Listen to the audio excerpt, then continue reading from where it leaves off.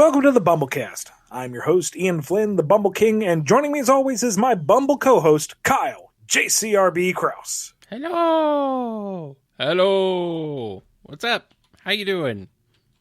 I'm doing all right, sir. How are you? I'm doing okay. It's all good over here. No major problems. Everything's okay. How are you? A little excited. One of our patrons, Inkpants, joined my guild over on Tales of Crestoria. So the guild has now grown to 3 people. Wow. 3 whole people. Absolute powerhouse in that game, I tell you what. Oh, man.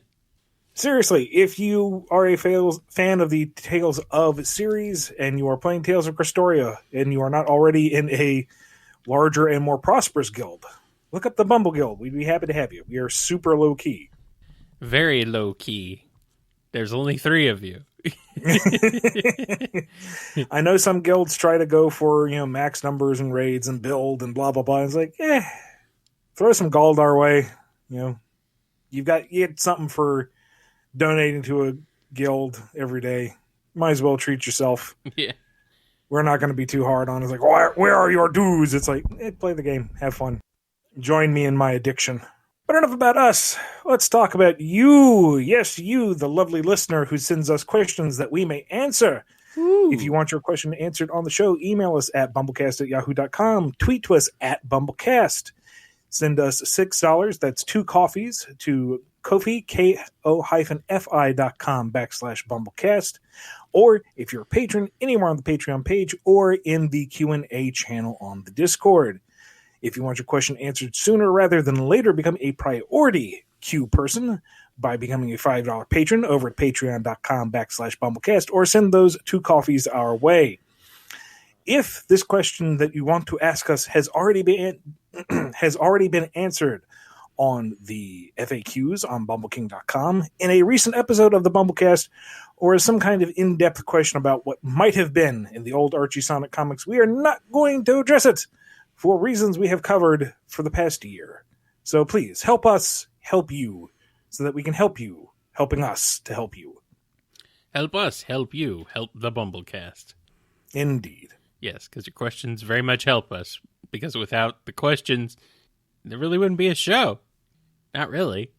But, I mean, we could talk about stuff, but nobody would listen. I mean, some people would listen. A few. A handful. Anyway. Let's go ahead and get into the priority Q&A. First up, we got one from Taryn Urban over from Ko-fi. Says, hi, Ian and Kyle. Ian, thanks for your tremendous work on Sonic and breathing new life into a series I've adored since childhood. My question is, what field of study is Dr. Starline's PhD in? He is such a massive fanboy. It's the same field of study as Dr. Eggman. Aha. I was thinking maybe he was a child of all sciences, sort of like Doc Brown. You know. I mean, the obvious follow-up question is, what is Dr. Eggman's field of study? But thank you for your question, Taryn. Let's move on. Yeah. Yeah, whatever. Don't worry about it. Next question is from Silly Rookie, also from Ko-fi. Hiya. What do you think is the most important lesson you've learned about your creative medium, specifically outside of the work for hire factors? I'm more asking about the craft. Interesting question. The Craft from the movie, that movie from the late 90s about witches? Oh, I wish, dude. I wish. If I had that kind of cosmic power, there would be changes. But anyway, things I've learned about the craft of writing. One of the things that just from working on serialized books is to get on with it. I have a really, really bad habit of drawing out the narrative. I want to establish every little thing first. I want to build towards something bigger. And sometimes you just don't have time for that. Yeah. And sometimes laying all that groundwork becomes so tedious for the reader that they don't want to stick around for the payoff. they're bored. Get to the point. Along that line, Drogoon's first book went through 3 complete and total revisions, like throughout thousands upon thousands of words, because I was falling back on my old tendencies of let's start at the beginning and work our way forward. But there's always a new beginning. Yeah. There's always what came before. And looking back at it, it's like, okay, well, if we start here, then by the time we get to this point, it's going to be forever. Jump ahead. Get into the media. Start in media res. Get things going. It's a very tricky balancing act, and I can't say that I've really perfected it yet, but a lot of the writing I've done has helped me at least zero in closer on the target. It's also taught me to not necessarily become too attached to every little project that I work on. There has been stuff that I've worked on that I was really keen on the idea, but the client wanted to take it in a direction that I didn't think was that great, but it's their product, you know? They hired me to complete it, not to actually, write it. I am not the conceptualizer. I am the short order cook. I can say, hey, maybe you want this turkey with these trimmings, season it this way. No, you want it with plain mashed potatoes. All right, you're the boss. That's what you ordered. Here you go. So you got to learn to walk away. Just kind of do the job, do it the best you can, but let it be, because it's not yours. It's somebody else's, and as long as they're happy with the product and you've done the best you can with it, that's all you can really ask for. And not stew on it and be bitter about it years later thinking, ooh, I could have done it this way. No. Nobody here does that. Not at all. Does not sound like you have experience in that realm at all. And I guess in terms just story pacing in general, how to pace out a page, how to pace out a story, how to pace out an arc, how to tell the story the most effectively within a certain amount of time. Again, I don't want to say that I have this perfected, because there are some legit critiques out there of works past and present that could have gone here or there, or adjusted a bit. Part of that is due to factors outside of my control, but again, it's a learning experience still. But I feel like I'm definitely a more refined writer, technically speaking. I feel like I got a better handle on it than I did starting out. I feel more confident approaching projects than I did at the very beginning, where it's like, is there a right way to do this? Am I going about this the way I should, or should I do it this way? And now it's like, okay, it's this kind of project. We're going to do this. Boom, done. Yeah.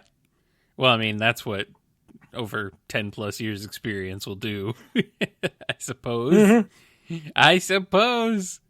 And you've written I don't know, hundreds of issues. Hundreds. That's a lot. That's a lot. Yeah. It's very awesome. And not a dime in residuals. Freelance work. Yay! Everyone's favorite. Up next, we got one from Papdripopolous. It's a bit of a long one, but I think it's pretty good, actually. I think generally, especially in the modern day, it's not expected or considered acceptable of employers to have their employees badmouth them publicly. This is obviously overall not ideal for the worker, and can lead to a feeling of having to hold back immensely on what you say. Imagine being a notable Ubisoft employee who thinks Assassin's Creed sucks. You're not going to go say that on Kotaku. Or even Sonic-wise, note how people consider it remarkable that the Sonic Twitter would even just hint at Sonic 06 not being good. And this is only a decade after. With that in mind, this podcast over the years has repeatedly thrown reasonable barbs and opinions against Sega and the Sonic series, from more explicitly calling Sonic 06 a bad game to the constant repetition of themes like Sega doesn't know what they're doing, regarding Two Worlds, Shadow, etc. Obviously that hasn't been a problem, or this wouldn't still be going on years later, and it's obviously good that you get to be genuine about your opinions. It makes me wonder though, have you ever gotten any internal notes from Archie or IDW or Sega going, some exec heard you or your podcast co-host say X badly about them, or said why, and caused a lot of fans to insult us and gotten in hot water over it? Short answer, no. Long answer, no. It depends on how you form your critique. Like I don't remember us ever on the show outright saying this sucks or this is bad or Sega doesn't know what they're doing, because that's a little on the nose. That is insulting. Yeah. But we haven't been disingenuous with our critiques. Like, 06 had a lot of problems. It had a lot of neat ideas. It has a great soundtrack. And a lot of my ire towards it is disappointment in what could have been had the dev team been given enough time to fully develop it and polish it up. But I think it's a difference between offering a genuine critique and just bad-mouthing it. Right. Like, if we spent every single show just throwing shade at a publisher or a developer or whatever, that might rankle someone. But if somebody on the odd occurrence asks, what's your genuine opinion on Sonic 06, just because we have that whipping boy in front of us right now, I can say it was a buggy mess. It was not optimized. It had a lot of neat ideas. The soundtrack was gorgeous. It would have been neat to see it fully finished as intended. That's not really saying, Sega doesn't know what they're doing. And I probably toe the line in the amount of behind-the-scenes rationalization for certain stuff, but I also try not to frame it in a way that is insulting. Like the Two Worlds thing, which I am so very tired of. It's a thing. Can we just let it be? I don't like it. I have, in the rare occurrence where I've gotten the chance, said so to Azukasan, and he has been very, very nice in not throwing me under the bus. I stop here and think about it. It's like, I just told like the Sonic guy, I don't like this, and I still have freelance work. Maybe we shouldn't jump through that fire hoop too many times, but yeah, well, but like it's not a matter of, this is bad and you should feel bad about it. It's, this is my position as a writer, and I don't like it, and it's like, okay, but that's what it is. It ain't gonna change, but hey, no, And the way that the movie handled it, it's pretty much cemented it. It's going to take something serious to reverse that particular plot point. But again, I'm so tired of this discussion that I really don't care anymore. Mm. It is what it is. And I have thrown my hat in the ring. I have gone as far as I can to say, I don't like it. And that's it. That's all I can do. I have put all my effort into it, and we'll see how it shakes out from there. But I'm getting way off topic. The point is, here on the show, we try to be as honest and direct as possible. As much as my NDAs and, common business sense allows. And Kyle is not affiliated with anybody. Yeah, even though some people think I am. I know. Which is very funny. I mean, you could, if you really wanted to find issue, you could say that since you are co-host and technical manager of the show, you are by extension a representative of the BumbleKast brand and blah, blah, blah, blah, blah. But the mental gymnastics you have to go through to get Kyle involved and make trouble is more effort than most people want to make. Most people don't care what I have to say, which is fine. I care, Bubby. I mean, you're the only one that matters, so I appreciate that. But I think that's what it comes down to, is the intention of the feedback. We are not here to tear down anything specifically. We're not here to harp on it. We're not here to rally people in some kind of negative campaign. I am actively against that. Do not do that on my behalf, please. Ever. It doesn't matter if it's a corporation or if it's a toxic person online. Don't be nasty to them and say Flynn sent me. That helps nobody. But at the same time, we are not going to sugarcoat and go, oh yeah, Sonic 06 was a misunderstood work of genius. But it You know, is. It's not. No. It is what it is. You know, we try to shoot straight with people, and we try to be relatively positive on the show. Yeah. And I think that goes a long way towards keeping us out of trouble. Yeah. That, and I don't think anybody knows about this show who's in a position of actual concern. So yeah, I don't know anybody. I don't think anybody listens. I don't think anybody at Sega listens to this show. At least not anybody with any power at Sega listens to this show. But who knows? Maybe Azukasan listens every week. Maybe he's a big fan. oh, You never know. I don't need. You know what? I'm just gonna kind of say he's a cool dude. He is super chill. That's what I've heard. That is Not what that I've I've had a lot of opportunities to speak with him, but no, he's just chill. I've heard that he is a nicer guy than his predecessor. Can I say that? Is Sure. that too far? Well, that's rumors at this point, and I can't back it up. Yeah. Well, I mean, it's just what I've heard. So, yeah. But you see, nobody cares what I have to say. I can say anything I want. It's great. It's fantastic. I mean, I can go on Twitter and just spew everything, and nobody cares. Like, I don't know. Nobody does. It's weird. I'm kidding. It's. Let's move on to the next question from Scruffymatt. Hey, Ian. Do you remember your favoriteest Sonic cartoon ever? Adventures of Sonic the Hedgehog? Of course you do. I still have a soft spot for it. Then again, I also have a soft spot for Sonic Heroes, among other weird Sonic things that maybe aren't great in retrospect, but whatever. Anyway, one episode from that show was called Sonic is Running, and featured Dr. Robotnik running for president and Sonic doing the same just to try and prevent Robotnik from taking power. Since the entire world seems to be obsessed with some election, I can't imagine why.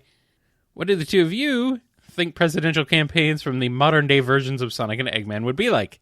I know you guys usually try to avoid politics on the show, but hey, adventure set the precedent for this question. Yeah, I'm imagining this happening on an episode of Sonic Boom, to be fair. This is that very I can much see. This is very much a Sonic Boom plot. Wasn't there something like that? There was like a ballot sucking up robot. Yeah, ballot stuffing robot. Yeah. Literally, almost. What? I don't think it was quite that, but it was something similar. Yeah. I don't know. On the one hand, I can't see Eggman wasting his time going through the motions of a legitimate election. He has an endless legion of killer robots. Why not just seize power? But if it was framed within the context of he is challenged to do it, here's a problem that you can't solve. Well, I'll show you. And he decides to run. Maybe. I can see it being very big, very bombastic, full of hollow promises, and Orbot and Qbot struggling as his campaign managers to keep him on brand and keep him remotely appealing. Kind of hard when your platform is built upon the whole I've blown up a planet and tried to conquer you all multiple times, but as life has proved, people will fall for just about anything. Sonic, likewise, I can't see wanting to commit to any kind of long-term campaign short of this is the way to stop Eggman, and so, all right, he'll do it. Which then leads to Tails and Amy as his campaign managers struggling to keep him focused. Stick to the script. Read your note cards for the speech. No, don't spin dash the podium. You can't attack the other candidate. Sonic, come on. But I think politics in general are too circuitous for Sonic and Eggman. They are men of action. They are very direct. They're both blunt objects in their own way. I really could see this as a Sonic Boom episode, to be honest. Oh, absolutely. Yeah, it absolutely fits in that universe. If they had kept it going, they could have done something really silly. Sonic's platform of chili dogs for everybody. Delicious. Styx has a B plot where she refuses to vote because she's afraid of Deep State getting to everybody. It's like, no, Sonic, I knew him before they got to him. They who? They, them, the them of they who know them. You know who they are. No, I don't. Nobody does. Sticks, are you all right? No, I'm never all right. I love Sticks. I miss Sticks so much. Please. Shadow shows up as a surprise third-party candidate just to mess with the other two. They're all he walks up to the podium. I just want you to know I hate all of you. Vote for Shadow. They're all in a debate. Yep. Put them all in a debate together. It's like somehow Shadow got the requisite 1% of... and he's here now. Oh boy. Next question comes from Sapphire Scarletta. Ian of Tingle and Whisper had anti-Mobius counterparts. What would their names be, along with their personality and story? Well, Strangle the Lemur would be an absolute punk who would lasso people with her noose-shaped tail. Oh, whoa, hey. And then Scream the Demolitionist would just launch a full salvo of randomly captured wisps to do as much damage as possible with absolutely no precision. Nice. I like it. Scream the Wolf. What? Nice. Scream the Demolitionist. Whew. That's good. That's good. I mean, I can't really add anything else. I'm just sitting here like, whoa. Next question is from Diane W. Sega says that the hero path in Shadow the Hedgehog is the canon pathway, but many Sonic fans disagree on that. What the fans agree with the most is that the true canonical pathway to Shadow the Hedgehog goes something like this. We have Shadow going neutral before remembering his time on Prison Island, to remembering Maria from Black Doom's intervention, to Shadow thinking that he was an android, and Eggman even telling him that, to confronting the gun commander where he reveals that Gerald created Shadow with the help from Black Doom, to finally facing and defeating Eggman, and he doesn't kill him. Shadow ends up in the last way anyway, where some of the events would be referenced / brought up, including the whole android ordeal, where Eggman admits that he lied about Shadow being one. Any thoughts on this? That's fanon. Yeah. I can't say I've ever heard Sega explicitly saying the hero path was the canon path. And given some interactions I've had, I can pretty safely say that's not true, or it's not true anymore. Part of the issue with Shadow's multiple storylines is that it doesn't sync up into a perfect linear path to the last way. You kind of just have to shrug at most of the game and say, okay, here's the true ending. It's been a while since I went through it, so my memory's a little hazy, but I would imagine the closest you could get to a true path would be the one revolving around the Chaos Emeralds, which is mostly the neutral path, but even then that's not going to sync up. Even if you take the path where Shadow doesn't kill Eggman, Omega does instead. So that ain't going to work out. And that ending has Shadow embrace his android nature, which doesn't shake out. So if you're going to get a singular true story out of Shadow the Hedgehog, you can't. By its very nature, it doesn't work. You can kind of thread something through it, but there's going to be a contradiction somewhere or other, because that's just the nature of the game. It's very open-ended branching paths. So yeah, the only thing you can safely say about Shadow's story is that the Black Arms invaded and then he killed them. The end. I still say that Shadow the Hedgehog is just a dark variation of Outrun. I mean, the maps even look very similar. It's kind of weird seeing those split paths with different endings. It's all connected. Sega, you rascals. You've done it. You've done it. You somehow made Outrun super dark. How did you do that? You went even darker than Outrun 2019, which was last year. Come on, Sega. We need Outrun 2049. Anyway, this is not related to anything at all. Next up, from Off. Human cross Mobian relationships. How do you think they'd be viewed in-world? Would they be biologically compatible? Would the offspring be one or the other species, or some kind of freaky mutant monster? Given the answer I got in the last Bumblecast regarding humans and Mobians residing on entirely different planets, consider this question to be entirely hypothetical, based on the assumption that the two species did coexist as seen in the Archie comics and games because LOL, two worlds. Yeah. I don't know really how to approach this one. Like, the way I want to view it is almost in a Tolkien-esque setting. Because there you have humans and dwarves and elves and orcs and ents and hobbits and whatever, all coexisting, and they all are viewed as other races of equal standing, more or less. I know that's not true. I'm painting with really, really broad strokes here. Yeah.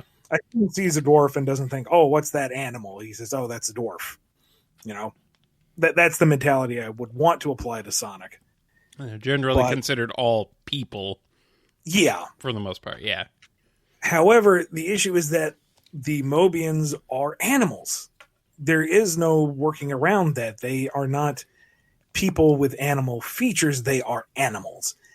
And that's where things get kind of uncomfortable. Yeah, but then there are actual animals too, so...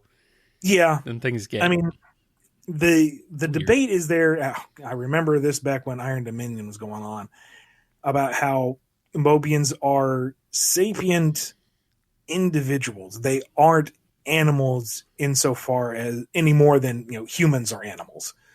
It shouldn't be an issue, but it's hard to make that argument when it's literally dogs and cats and hedgehogs. The visual is there, and that does skew things a little bit. So,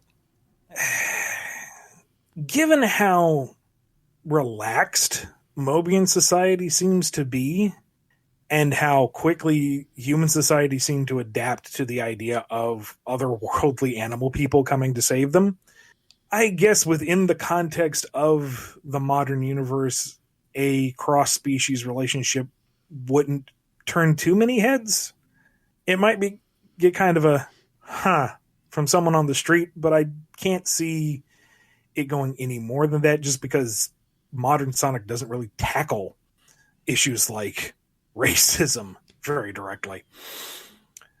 In terms of the genetics, I'm not even going to go there. I will happily embrace the idea of an idealized world where no one is judged for their appearance and that love is love. But when we're getting into how do you think humans and animal people boink, I just don't want to go there. The biologically compatible. I mean, if you really want to go... Why am I doing this? If you really want to go into the nitty-gritty with like the pre-reboot stuff, I think technically they're genetically so close that they could conceivably interbreed, but that's its thing. That's not post-boot. That's not anything else. So yeah, it's more than I want to think about. Next up from Scurvy Pirate Hog over on Ko-fi.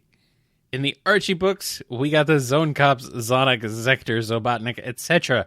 If they existed, what would be the names of the Zonecop counterparts of the Deadly Six, Zavok, and so on? I am divided.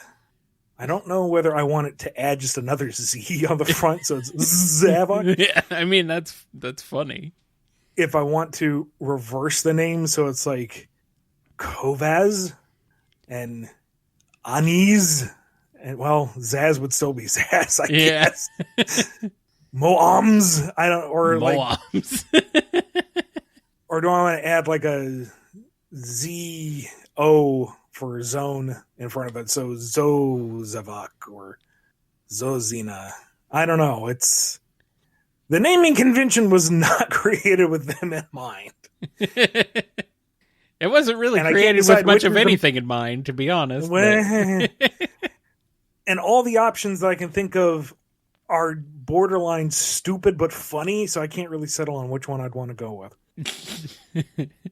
Stupid but funny. That kind of describes the Deadly Six in general, isn't it? Well, that's how I live my life. True. Me too. Me too. Next question is from Awesome Cakester. Is Maria still canon? Shadow is a very different image in Sega's eye now, and it brings to question if they still consider her important, even if it's just something for Shadow's backstory. As far as I know, she is, but one of the aspects of Shadow the Hedgehog, the game, was that he decided to leave his past and move on as his own person. That's one of the few concrete takeaways you can get from that game, is that he decided he wasn't going to be ruled by his past, whatever it was, multiple choice-wise. It was going to be, from this point on, I am my own man. This is who I am. There's the entire song, Never Look Back. That's his thing. Or turn back, not look back. Whatever. But yeah, it's a great song. It is. It really is. But I mean, you do never turn back when you're walking away from the explosion in the background. So, it wouldn't be cool otherwise. Yeah, it's not wrong. Andrew D has a question, and we'll be rounding out the priority Q&A this week. Can a power core run out of whatever it runs on? If so, how would Dr. Starline recharge his new tri-core? Or would he have to replace it? Keep reading. We do address that. Uh-oh. Before we move into the standard Q&A, we have a quick ad here in the show. If you would like your ad featured on the show, head over to patreon.com/BumbleKast and throw $50 our way, and we will promote just about anything here on the show. Today's show, we're going to be talking about the Bumble Comic Shop over at BumbleKing.com. If you've wanted something signed by me, if you're missing a particular issue or a particular variant cover, head over to the Bumble Comic Shop, where it is competitively priced against anyone else who would regularly try to gouge you. Stock is limited and will be updated every now and again, so head on over there, check it out, and see if there's anything you're missing. It's not just Sonic stuff either. There's Minecraft, My Little Pony, Star Wars, everything that I have touched within the past year or two. There's some representation on there, I think. Uh-oh. I hope. I've kind of put myself out there now, so you've touched a lot of things. I have. You're spreading everything everywhere. It's all over everything. Oh no, we don't need, Ian. There are certain things we just don't need to brand. We don't need to put Bumble in front of everything.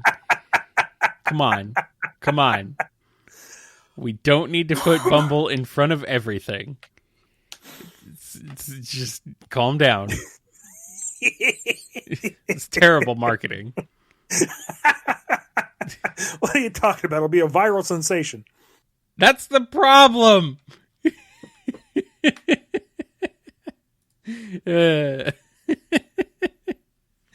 Let's do the standard Q&A.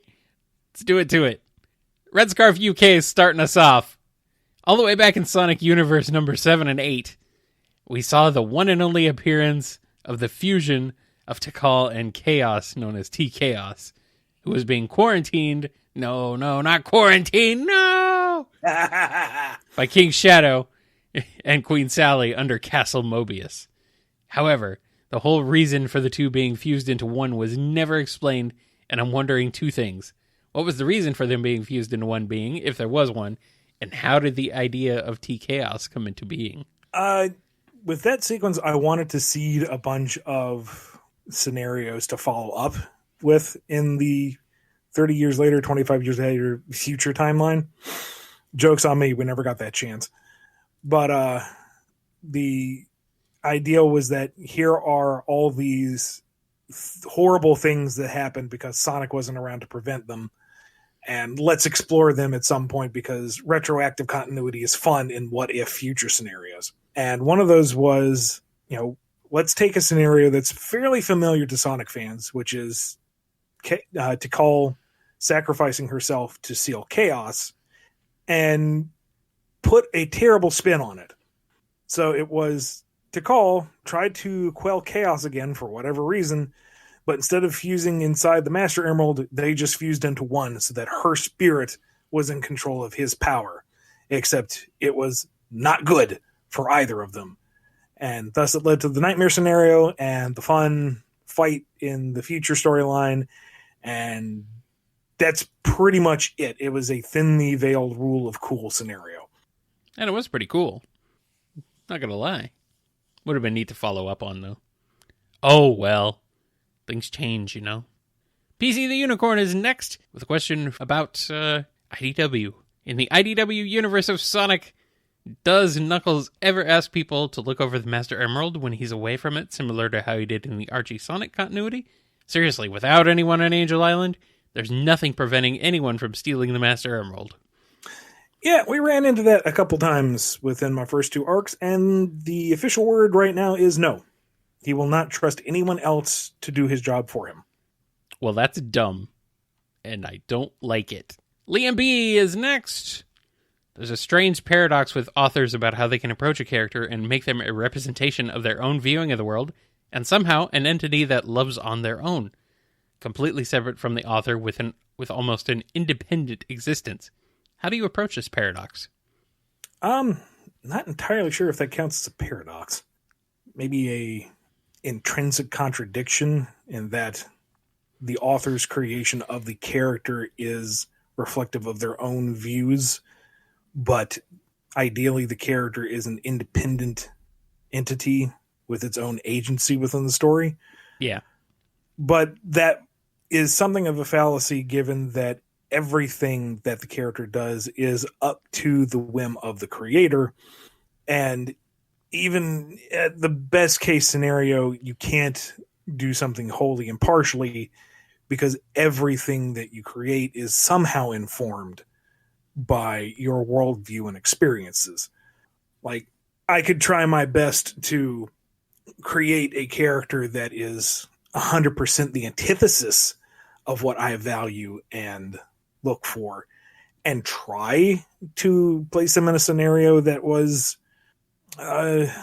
realistically independent of the way I view things, but I don't think that's possible, because for one thing, that character is well outside of my point of view, and anything that I would view as the antithesis of my own values is still skewed through my your perception, and biases, I guess. Yeah. So how to approach it? The best I can think of is to treat the characters fairly and honestly as best you can. I haven't worked with a lot of down-to-earth characters. Most of the characters I work with are bombastic. They are huge extremes in personality and ability that don't necessarily need a lot of nuance or don't come with it. You know, Eggman is so blatantly cartoonishly evil that you don't really have to worry about insulting one side or the other, because he doesn't represent anyone in the real world. You would hope. Yeah. So I feel like if you treat the characters with enough respect so that you don't make them straw men for your particular viewpoints, if you have them interacting within their world and with each other in a way that's believable within their personal context, that goes a long way. Like, if I try to write a story let's go back to the political question, Eggman and Sonic running for president type of thing. Yeah. As we touched on, those characters wouldn't necessarily approach that position in the conventional way. In Adventures of Sonic Boom, it would be a farce, but that's the point. It's a comedy. It's meant to be silly. Sure.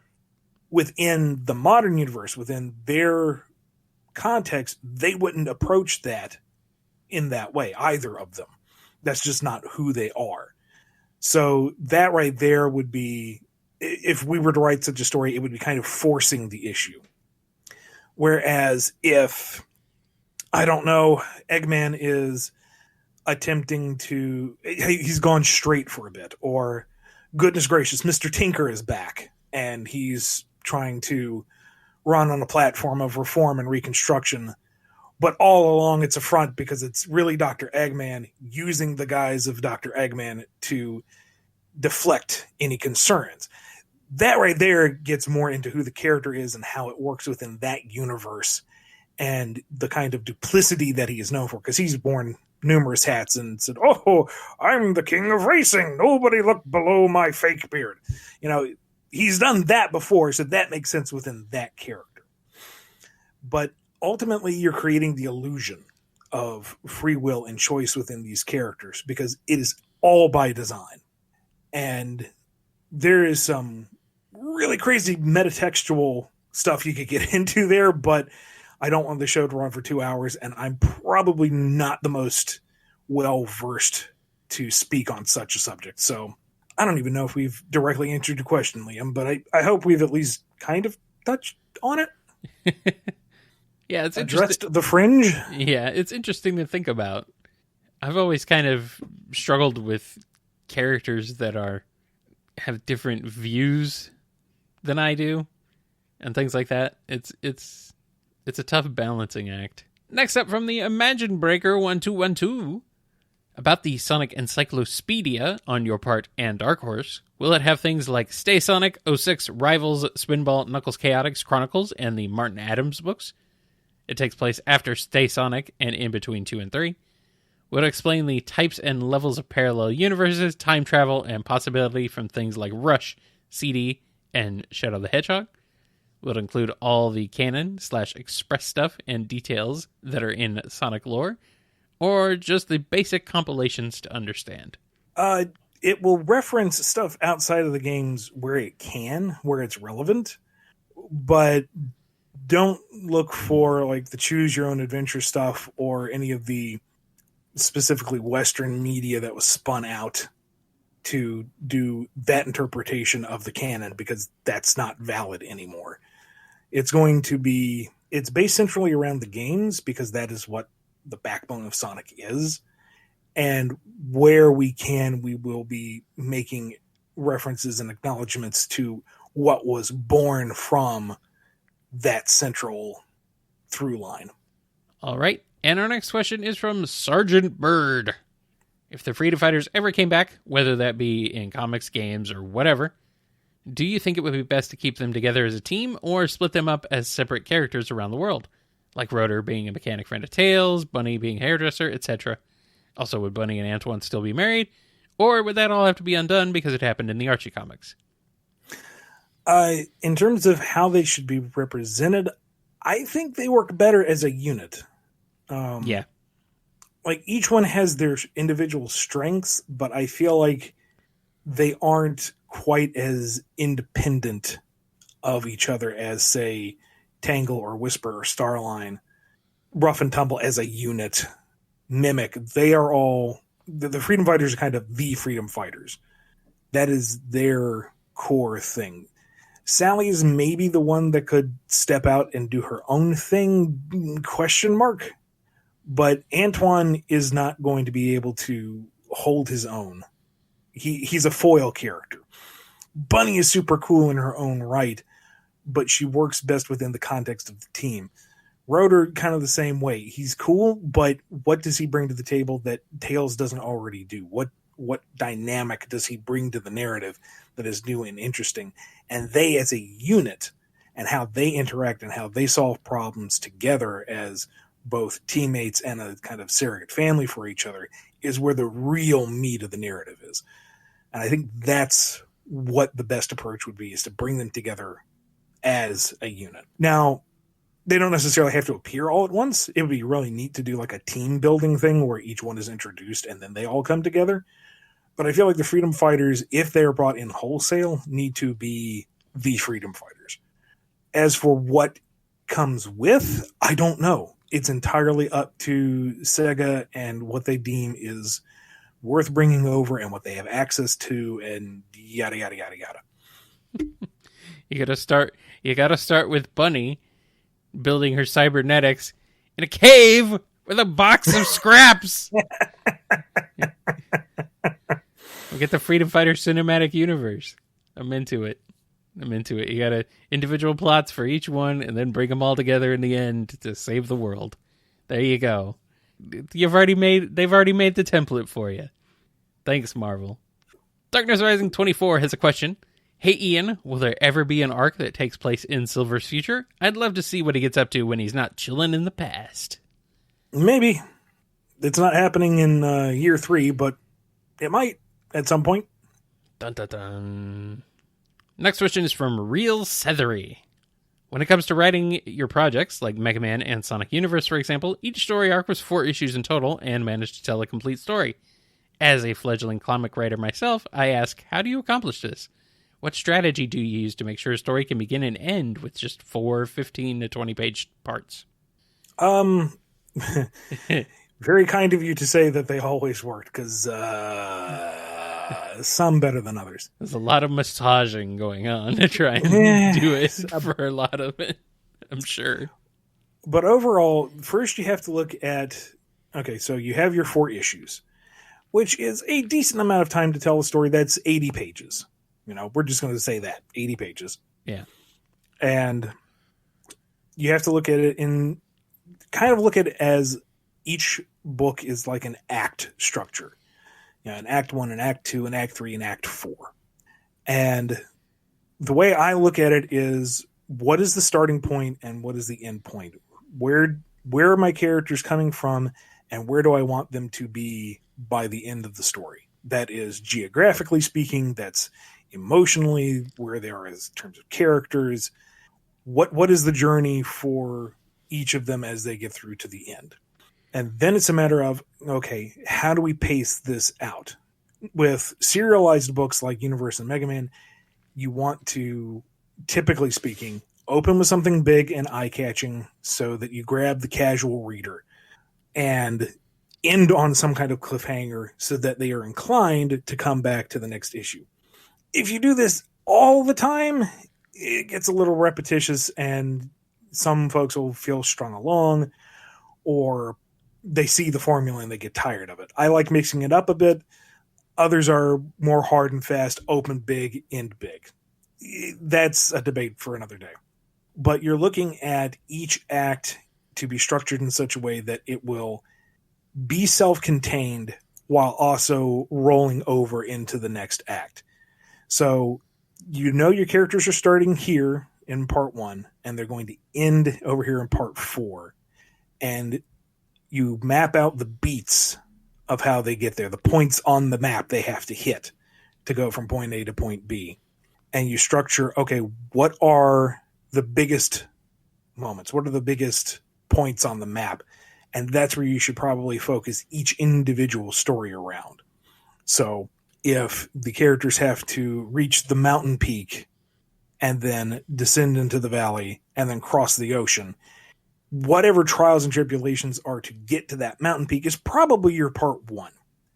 What is it that, gets in the way between them and the mountain, or what is it they learn during the journey? And then they reach the peak and they look down and see, what is there a peril waiting for them in the valley, or is it cathartic that they have overcome so much that they've reached the peak and now they can see their next goal?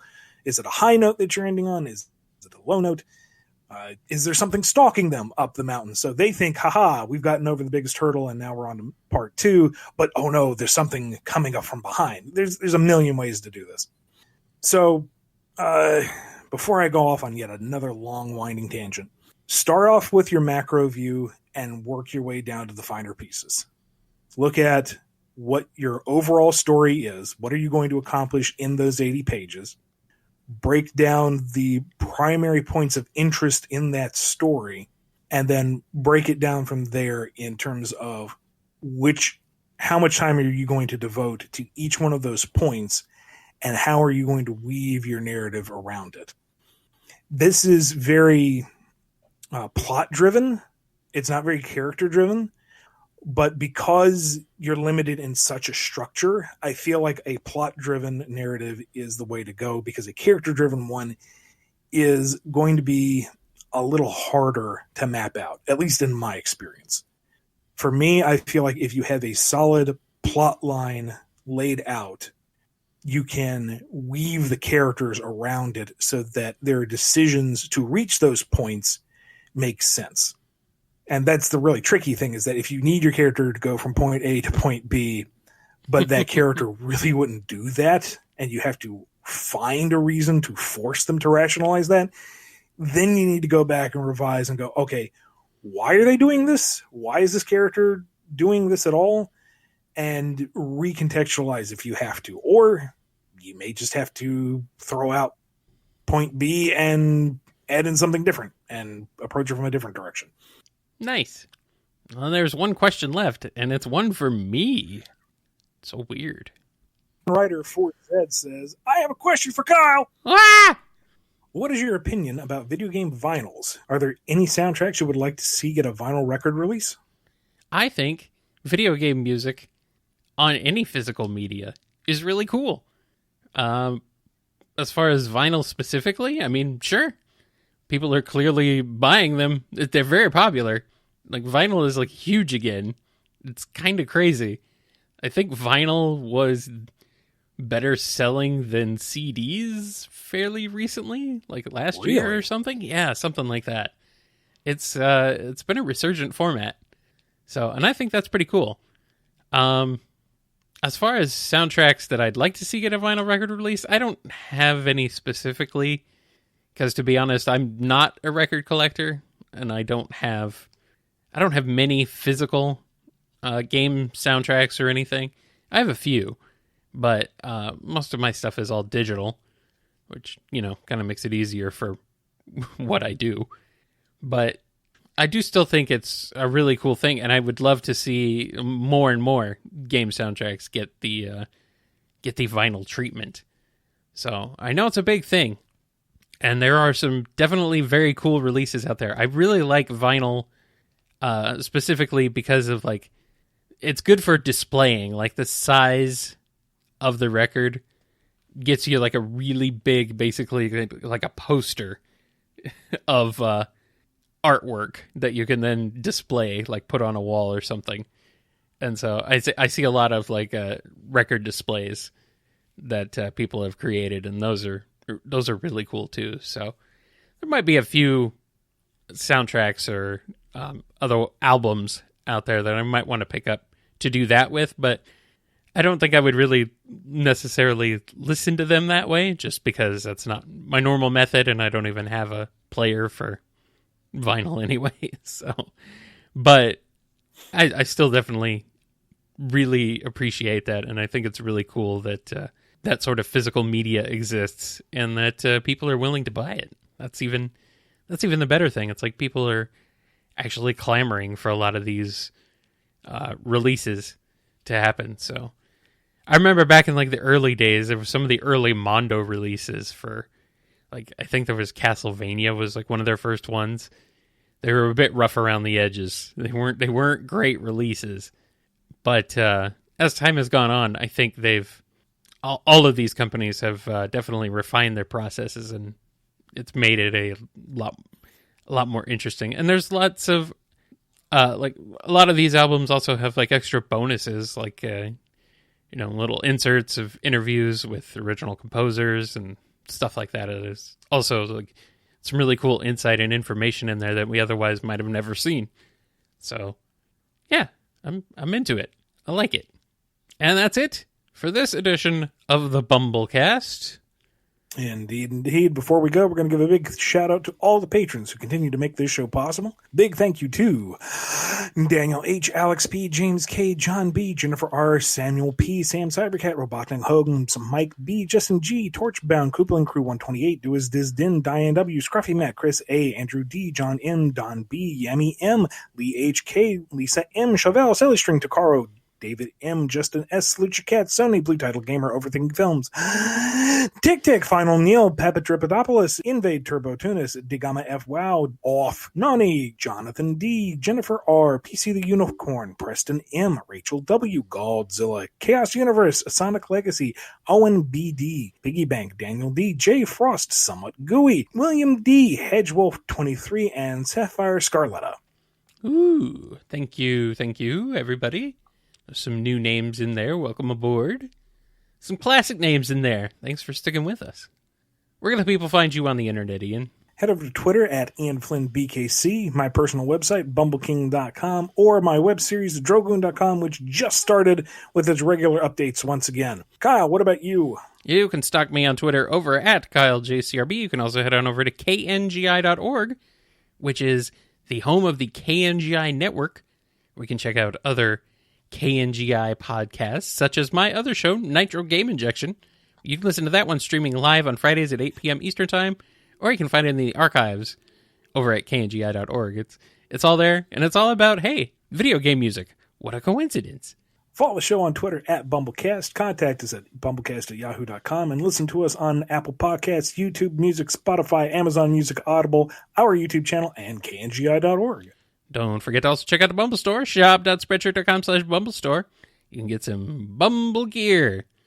Check out your Bumble house and add Bumble to everything, but not COVID. Don't add Bumble to COVID. Don't do that. It's terrible. Terrible marketing. Awesome. Sales pitch. Here we go. Also catch us with BumbleKast Gaming live on Twitch. That's twitch.tv/BumbleKast Gaming. Sundays at 10 p.m. Eastern Time. Keep your eye on the Twitter or on our Twitch subscriptions to find out if we're going to stream any other time during the week. Yep, give us a follow over there and get notified when we go live. Check it out. That's going to wrap us up for this week's BumbleKast Q&A. Thank you once again for all your questions and all your support, and we will see you next week. Bye!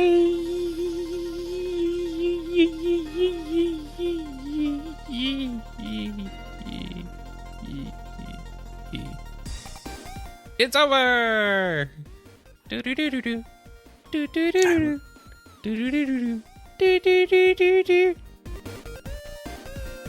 Whenever. Actually, we are going to reduce the screen brightness just a hair. What? You don't want to sear your retinas? Well, it's a little too late for that, but oh well. Oh. Sorry, I had to sneeze. How dare you? And I muted the microphone. Oh, okay. All right. Yeah, we're good. Okay, we can pick it back. We can pick back up. You've been listening to the BumbleKast, a co-production of Bumble King Comics and the KNGI Network. Original theme music composed by Ken Coda Snyder. Remixed intro by T-Lopes. Find out more information, along with podcast feeder links, MP3 downloads, and more at bumbleking.com and kngi.org.